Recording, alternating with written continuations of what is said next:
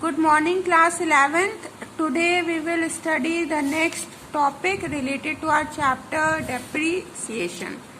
Okay, so our next topic is need, importance or objects of providing depreciation. क्या क्या need होती है, importance होती है और ऑब्जेक्ट्स होते हैं डेप्रिसिएशन लगाने के लिए. तो the first point is for ascertaining the true profit और loss. The true profit of a business can be ascertained only when all costs incurred for the purpose of earning revenues have been debited to the profit and loss account. As the assets are used in earning revenues, the depreciation in the value of an asset is as much as expense and as any other, such as wages, salary, rent, etc. So students, in the first point for ascertaining the true profit or loss, अगर हम देखें, हम जब अपना profit and loss account बनाते हैं तो depreciation जो होता है वो हमारा नॉन कैश एक्सपेंस है.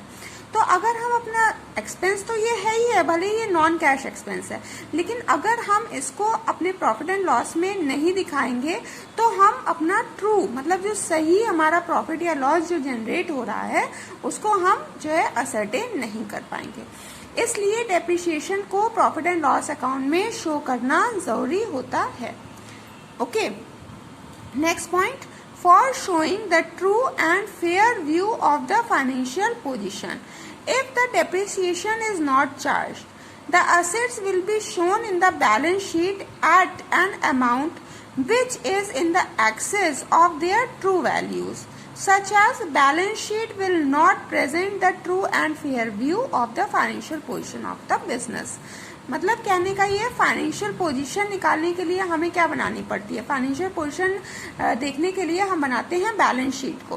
तो अगर हम अपनी बैलेंस शीट में डेप्रिसिएशन को शो नहीं करते हैं तो हमारी बैलेंस शीट की ट्रू एंड फेयर व्यू नहीं मिल पाती है. कहने का मतलब ये है, अगर हम एग्जांपल लें तो मान लीजिए कि आपकी एक मशीन है, ठीक है, मशीन है जिसकी कॉस्ट 1 लाख रुपीस है, ठीक है. अब हम ये मानेंगे कि इस मशीन पर हमारा 10,000 का डेप्रिसिएशन लग रहा है. तो अगर ये डेप्रिसिएशन लग रहा है तो जाहिर सी बात है, अगर हम सोचें तो मशीन की कॉस्ट को ये डेप्रिसिएशन रिड्यूस कर रहा है. तो बैलेंस शीट में अगर आप डेप्रिसिएशन नहीं दिखाएंगे तो आपकी जो बैलेंस शीट में मशीन का कॉस्ट आएगी वो 1 लाख रुपए आएगी. लेकिन अगर आप डेप्रिसिएशन निकालें जो कि जरूरी होता है ना, तो आपकी जो मशीन की कॉस्ट आएगी वो 90,000 आएगी. तो अगर आप 1 लाख रुपए दिखाएंगे 90,000 की जगह पर, तो इसका मतलब है कि आप अपनी ट्रू एंड फेयर पोजीशन को नहीं दिखा रहे हैं और आपकी जो फाइनेंशियल पोजीशन है उसकी भी असर्टेनमेंट जो हो रही है वो गड़बड़ हो रही है.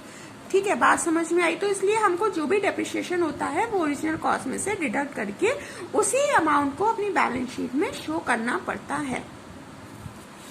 Next point, point number 3, to ascertain the accurate cost of production.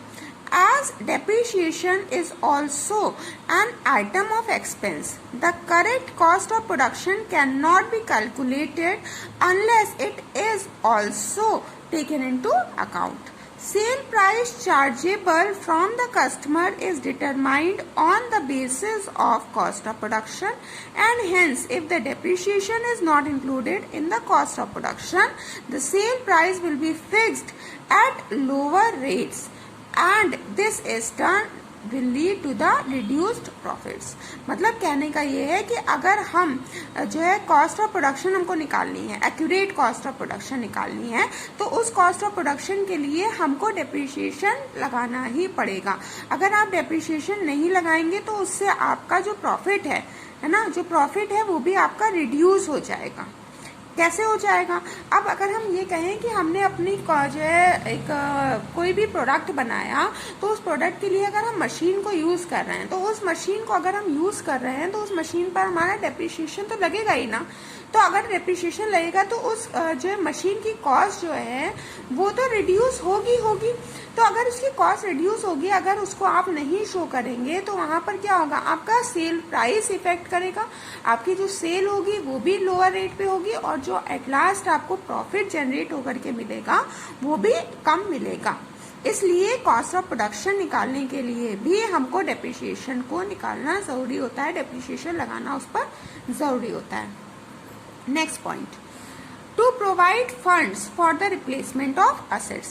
Depreciation, though debited to profit and loss account, it is not paid in cash like other expenses. Hence, the amount of depreciation retained in the business and is used for the replacement of fixed assets after the expiry of the estimated span of life. Estimated span of life का मतलब है कि जितनी उस asset की life है, ठीक है, उसके बाद में, उसको खत्म होने के बाद में हम क्या करते हैं, डेप्रिसिएशन एग्जैक्टली हमारा कैश का आइटम नहीं होता है। हमने अभी आपको बताया था कि जो डेप्रिसिएशन होता है वो हमारा नॉन कैश एक्सपेंस है। तो जैसे बाकी एक्सपेंसेस हैं, लाइक आपका वेजेस हो गया, सैलरी हो गया, टेलीफोन एक्सपेंस हो गया, प्रिंटिंग हो गया, ये सारे जो आपके खर्चे होते हैं वो कैश में होते हैं। लेकिन डेप्रिसिएशन आपका जो ऐसा खर्चा है जो कि नॉन कैश है। तो उस जो नॉन कैश एक्सपेंस को हम किस लिए बचा करके रखते हैं, हम उसको बचा करके रखते हैं उस पैसे को कि आपका वो पैसा काम में आएगा डेप्रिसिएशन का, कि जब आपको उस फिक्स एसेट को रिप्लेस करना होगा या आपको उस फिक्स एसेट को ठीक करवाना होगा, तब आप उस पैसे को यूज करेंगे जो कि आपका डेप्रिसिएशन का है। जब उस एसेट की वैल्यू, उस एसेट की लाइफ जब खत्म हो जाती है, तब हम डेप्रिसिएशन के अमाउंट को यूज करके उस एसेट को रिप्लेस कर देते हैं। Is that clear? To prevent the distribution of profit out of capital, if the depreciation is not charged, the profit shown by the profit and loss account will be in excess of the actual profit. अगर हम depreciation को नहीं दिखाएंगे अपने profit and loss account में, तो जो profit and loss account है, मतलब जो डेप्रिसिएशन है वो तो हमारा एक्सपेंस है, तो अगर हम डेप्रिसिएशन नहीं दिखा रहे हैं तो आपका जो प्रॉफिट होगा वो क्या होगा, वो बढ़ जाएगा। ठीक है, तो जो जितना एक्चुअल प्रॉफिट है उससे ज्यादा आपका प्रॉफिट नजर आएगा, और जब आपका वो प्रॉफिट ज्यादा नजर आएगा तो आप उस प्रॉफिट को जो है अपने जो भी बिजनेस के लोग होंगे उसमें आप डिस्ट्रीब्यूट करेंगे। तो यहाँ पर जो बिजनेस एंटरप्राइज है वो लॉस सफर करेगी। ठीक है, वो लॉस सफर करेगी क्योंकि जितना प्रॉफिट उनमें डिस्ट्रीब्यूट होना था उससे ज्यादा प्रॉफिट वहां पर शो हो रहा है और वो प्रॉफिट डिस्ट्रीब्यूट हो रहा है हमारी बिजनेस एंटरप्राइज में। नेक्स्ट पॉइंट है for avoiding over payment of income tax. अगर हम डेप्रिसिएशन को चार्ज कर लेते हैं तो हमें अपने जो इनकम टैक्स होता है उसके ओवर पेमेंट से बच जाते हैं हम। ठीक है, क्योंकि आपका डेप्रिसिएशन एक एक्सपेंस हो गया, और एक्सपेंस अगर आप दिखा रहे हैं तो जाहिर सी बात है आपका जो प्रॉफिट है, आपकी जो इनकम है वो कम हो गई। तो अगर आपकी इनकम कम हो गई है तो आपको इनकम टैक्स में भी रिडक्शन मिलेगा, आपको इनकम टैक्स भी कम पे करना पड़ेगा। सो depreciation is a deductible expense for tax purpose. If depreciation is not debited to profit and loss account, the net profit shown by it will be in excess of the actual profit. Hence, we will also have to pay more income tax. मतलब कहने की बात वही हो गई कि अगर आप डेप्रिसिएशन को नहीं दिखाते हैं तो आपका जो प्रॉफिट होगा वो ज्यादा दिखाई देगा, और अगर आपका प्रॉफिट ज्यादा दिखाई देगा तो आपको क्या करना पड़ेगा, आपको इनकम टैक्स भी ज्यादा पे करना पड़ेगा। Okay, so this is your need, importance or objectives of providing depreciation. Go through this by your notes. The next topic that we have to cover is factors determining the amount of depreciation. So there are some factors that determine the amount of depreciation. हम depreciation का amount कैसे निकालते हैं, इसके लिए कुछ factors हैं। Total cost of assets, जितनी टोटल कॉस्ट होती है सब कुछ मिला करके, आपने अगर उसमें कुछ इंस्टॉलेशन प्राइस लगाया है, कुछ भी जो है उसमें आपने ठीक करवाया है उस असेट में, तो वो जितने भी टाइप के एक्सपेंसेस होते हैं आप उसको जोड़ करके फिर टोटल कॉस्ट ऑफ असेट निकालते हैं। So let's read this. The cost of fix assets is determined after adding all expenses. देखिए यही बात बताई गई है कि जितने भी तरह के एक्सपेंसेस होते हैं उनको जोड़ने के बाद में हम टोटल फिक्स एसेट की कॉस्ट निकालते हैं, हम उसकी कॉस्ट निकालेंगे। तो जितने भी आपको एक्सपेंस दिए होंगे क्वेश्चन में, आप उन सारे एक्सपेंसेस को जोड़िएगा जिससे आपकी जो टोटल कॉस्ट है उस एसेट की वो आपकी निकल करके आ जाए। For bringing the assets to the usable condition such as freight हो गया, ट्रांजिट, इंश्योरेंस हो गया, इंस्टॉलेशन कॉस्ट हो गया, और भी बहुत सारी जो है एक्सपेंसेस होते हैं जो कि हम अपने जो है एसेट पे लगाते हैं ताकि वो जो है एकदम ऐसी कंडीशन में आ सके कि हम उसको अब तुरंत के तुरंत यूज कर सकें। नेक्स्ट पॉइंट है estimated useful life of asset. Estimated useful life of asset का मतलब होता है बच्चों जितने टाइम पीरियड के लिए आपका वो एसेट जो है वो यूज में आना है। जैसे कि हमने मान लिया कि अगर हम एक जो है फर्नीचर खरीद करके लाए हैं तो फर्नीचर की जो लाइफ है, मतलब जितने टाइम के लिए वो यूज होगा, वो 5 साल हो सकती है, 10 साल हो सकती है, 15 साल हो सकती है, 20 साल हो सकती है, कितनी भी हो सकती है। तो जितनी भी टोटल कॉस्ट होती है एसेट से हम उसकी यूजफुल लाइफ को डिवाइड करते हैं। अब जैसे आपको टोटल कॉस्ट दी हुई है, मान लीजिए हम यहाँ पर आपको एग्जाम्पल लेकर के बता देते हैं। आपको ऐसे यहाँ पर देखिए एग्जाम्पल ले लेते हैं। आपकी जो कॉस्ट दी हुई है वो 1 लाख रुपीज दी हुई है, सही 1 लाख रुपीज है, और इसकी एस्टिमेटेड लाइफ कितनी है, मान लीजिए 10 साल है। तो 10 साल से हम इसको डिवाइड करेंगे, ठीक है। तो आपका जो डेप्रिसिएशन निकल करके आएगा, डेप्रिसिएशन जो आएगा वो आपका कितना आएगा, 10,000 रुपए आएगा। ओके, तो इसकी जो आपकी कॉस्ट निकल के डेप्रिसिएशन के जो अमाउंट निकल के आएगा वो कितना आएगा, 10,000। Is that clear? तो जितनी भी कॉस्ट होती है उसमें से हम उसकी एस्टिमेटेड लाइफ को क्या करते हैं, डिवाइड करते हैं। इस बात को आपको याद रखना है, ध्यान रखना है। अभी आपको एक फॉर्मूला भी हम बताएंगे, इसको आपको पुट करना होगा while doing your questions.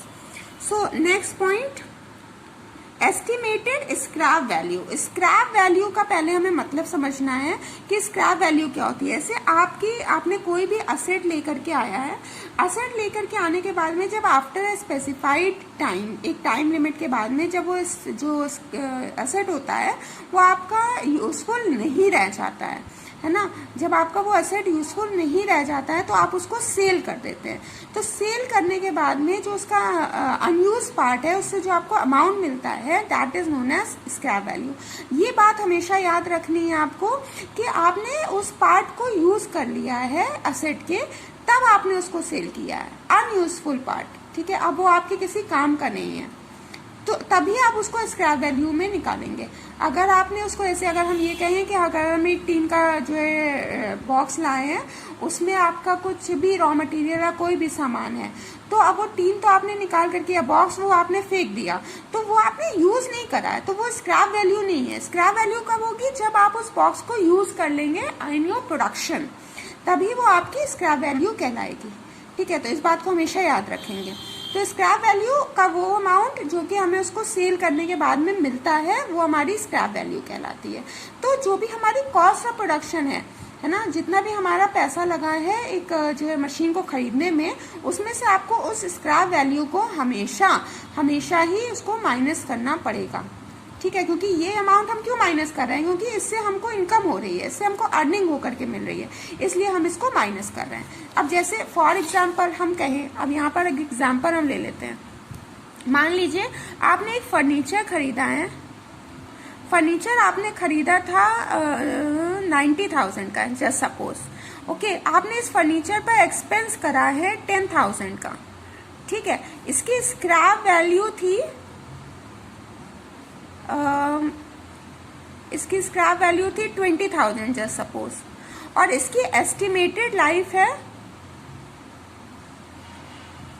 10 years, ठीक है। तो अब एक फॉर्मूला होता है जिसमें हमें इसको पुट करना है। फॉर्मूला क्या होता है बच्चों, डेप्रिसिएशन निकालने के लिए हमें क्या करना होगा, for calculating depreciation we will put a formula, cost of production minus scrap value divided by estimated life, जो एस्टिमेटेड लाइफ होगी हमारी असेट की, एस्टिमेटेड लाइफ ऑफ असेट, ठीक है। तो अब इसको हम अपने फॉर्मूले में पुट करेंगे तो कैसे होगा, कॉस्ट ऑफ प्रोडक्शन। तो कॉस्ट ऑफ प्रोडक्शन आपने कितना खरीद करके लाया है, 90,000 का फर्नीचर खरीदा है, लेकिन आपने उसमें 10,000 का एक्सपेंस भी किया। तो ये आप दोनों जोड़ेंगे, क्योंकि आपकी जो कॉस्ट आ रही है वो तो आपकी मशीन की कितनी आ रही है, 1 लाख रुपीज। तो आप टोटल करके लिखेंगे 1 लाख। क्लियर। अब स्क्रैप वैल्यू माइनस करनी है, तो स्क्रैप वैल्यू कितनी दी हुई है, 20,000 दी हुई है। 20,000 हमने माइनस कर दिया, डिवाइड करा। डिवाइड में कितना, एस्टिमेटेड लाइफ हमें लिखना है। तो एस्टिमेटेड लाइफ इसकी कितनी है, 10 ईयर्स। 10 लिख दिया। कितना आएगा, 80,000 डिवाइडेड बाय 10। आप इसको डिवाइड कर लेंगे, कितनी आई डेप्रिसिएशन की value, 8,000। This is your amount of depreciation. Is that clear? Students, please go through the notes and read all the topics very carefully which I have taught you till today. Thank you so much.